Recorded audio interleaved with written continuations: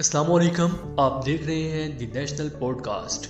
آج کا pod cost بھی امید کرتے ہیں کہ آپ کو ہمارے پچھلے پوڈ کاسٹ کی طرح پسند آئے گا۔ آج کے پوڈ کاسٹ کا عنوان ہے بادشاہ اور اس کی بیٹی کی انوکھی شرط۔ پرانے وقتوں کی بات ہے کہ کسی جگہ پر ایک بادشاہ رہتا تھا جس کے پاس سلطنت تھی اور سب کچھ تھا، پیسہ، دولت، سب کچھ ہی اس کے پاس تھا، لیکن پھر بھی وہ بہت زیادہ پریشان تھا۔ وہ پریشان کسی اور وجہ سے نہیں بلکہ اپنی اکلوتی بیٹی کی وجہ سے تھا۔ وہ چاہتا تھا کہ وہ اپنی زندگی میں ہی اپنی بیٹی کی شادی کر کے اپنے فرض سے سبکدوش ہو جائے، لیکن اس کی بیٹی کہتی تھی کہ اے بابا، میں ابھی کسی ایسے شخص کے ساتھ شادی نہیں کرنا چاہتی جو میرے معیار پر پورا نہ اترے۔ بادشاہ نے اپنی بیٹی سے پوچھا کہ بیٹی، تمہارا معیار ہے کیا؟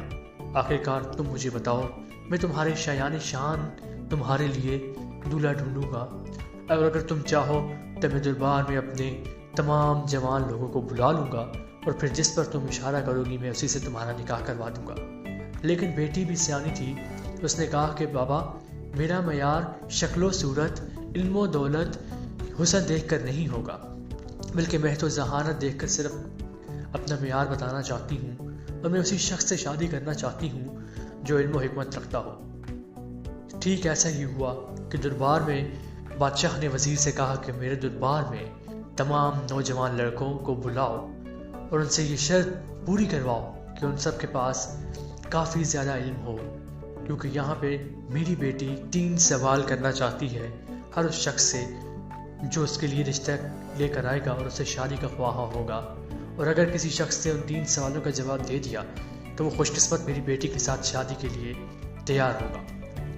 ٹھیک ایسا ہی ہوا کہ پورے شہر میں یا پوری جگہ پر جہاں پہ بادشاہ کی سلطنت تھی، یہ خبر جنگل میں آگ کی طرح پھیل گئی کہ بادشاہ سلامت اپنی بیٹی شہزادی کی شادی ایک ایسے شخص کے ساتھ کرنا چاہتے ہیں جو علم والا ہو، اور وہ بادشاہ کی بیٹی کے 3 سوالوں کے جواب دے تو بادشاہ اپنی اکلوتی بیٹی کا ہاتھ اس خوش نصیب کے ہاتھ میں دے دے۔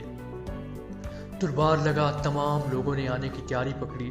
وہیں ایک شخص جس کا نام اعظم تھا، وہ بھی اس ارادے کے ساتھ کہ وہ بادشاہ کی بیٹی کے سوالوں کا جواب دینا چاہتا ہے، ارادے کے ساتھ اپنے باپ کے پاس جاتا ہے۔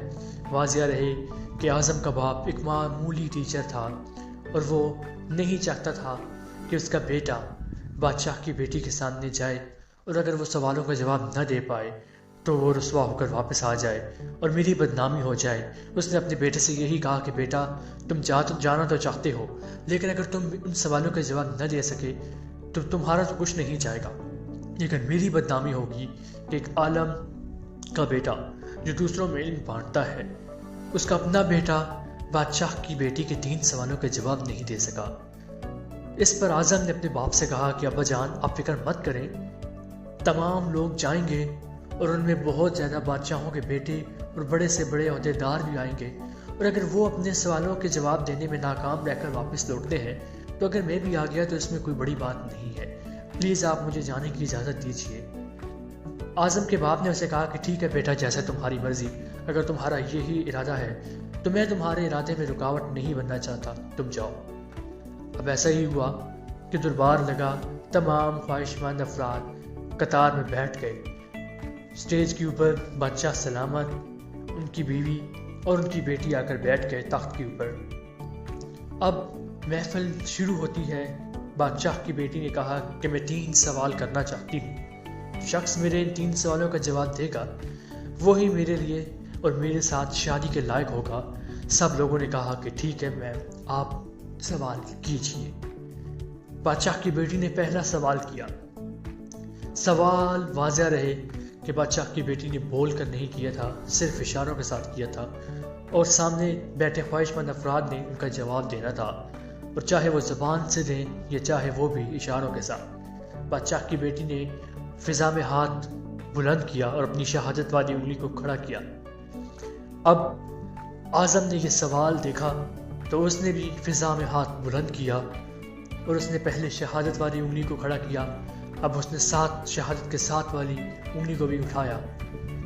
اس پر بادشاہ کی بیٹی نے کہا کہ خوب، بہت خوب، ہم خوش ہوئے، تم ہمارے پہلے سوال میں کامیاب ہوئے۔ सवाल देखकर सब लोग हैरान हो गए कि बादशाह की बेटी ने ये कैसा सवाल किया है कि जिसकी किसी को समझ नहीं आई, लेकिन आज़म ने भरपूर तरीके से जवाब दिया है और कॉन्फिडेंट हो कि उसने 2 उंगलियां खड़ी की हैं और बादशाह की बेटी ने उसके सवाल के जवाब को सही माना है। बारी आती है दूसरे सवाल की। बादशाह की बेटी ने दूसरा सवाल भी ऐसे ही किया कि उठी अपनी जगह से और उसने तलवार उठाकर हवा में यूं बुलंद की और जैसे वो लड़ रही हो। इस सवाल के जवाब में उसने कहा कि अब आप लोग क्या जवाब देते हैं। जिस पे आज़म ने पहले तो गौर से इस सवाल को देखा, लेकिन जब जवाब देने की बारी आई तो आज़म ने तलवार नहीं बल्कि हाथ में पकड़ा कलम उठाकर इसी तरह एक्टिंग की जिस तरह बादशाह की बेटी ने की। इस पर भी बादशाह की बेटी ने कहा कि आज़म, तुमने बहुत खूब जवाब दिया है और तुम हमारे दूसरे सवाल पे भी कामयाब हुए हो। आज़म बहुत ज़्यादा खुश हुआ कि उसने पहले 2 सवालों का जवाब दिया। अब महफिल में बैठे तमाम ही लोग, हालांकि बादशाह भी खुद आज़म की जानिब देख रहा था कि उसकी बेटी ने कैसे सवाल किए हैं और आज़म ने कैसे उनका जवाब दिया है। सवाल तीसरा और फैसला कुन सवाल। अब उसकी बारी आती है तो बादशाह की बेटी ने इस सवाल पर भी कुछ बोला नहीं है बल्कि सिर्फ एक्ट करके दिखाया है। अब बादशाह की बेटी अपनी नशिस्त से खड़ी होती है और भाग के सीढ़ियाँ नीचे उतरती है और भागकर सीढ़ियाँ ऊपर चढ़कर अपनी नशिस्त पर बैठ जाती है, जिस पर आज़म ने जवाब